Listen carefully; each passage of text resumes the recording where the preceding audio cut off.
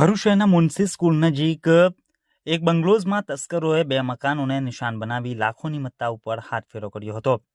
ભરૂચના બાયપાસ વિસ્તારમાં સ્કૂલ નજીક સુકુન બંગલોઝ નામની સોસાયટી આવેલી છે. આ સોસાયટીમાં રાત્રિના સમયે તસ્કરો ત્રાટકી બે મકાનોને નિશાન બનાવ્યા હતા, જેમાં સુકુન બંગલોઝમાં મકાન નંબર 85માં રહેતા ઇમ્તિયાઝ અહેમદ મંસૂરીના મકાનને નિશાન બનાવી તેમના ઘરમાં રહેલ ચાંદીના દાગીના, સોનાની વીંટી, અછોડો, રોકડા રૂપિયા સહિત રૂપિયા 1.45 લાખની ચોરી થઈ હતી.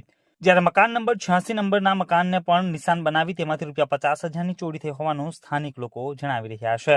ત્યારે પોલીસ દ્વારા તેમના વિસ્તારમાં કડક રાત્રિ પેટ્રોલિંગ કરવામાં આવે તેવી પણ સ્થાનિકો માંગ કરી રહ્યા છે.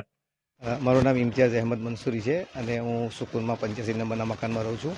અને ગઈકાલે રાત્રે મારા ઘરે ચોરી થઈ હતી અને ટોટલ મારા ઘરેથી ચાંદીના દાગીના, મારા વાઈફની વીંટી, અછોડો અને રોકડ રકમ થઈને 2.5 લાખ રૂપિયાની ઉપરનું મને નુકસાન થયું છે.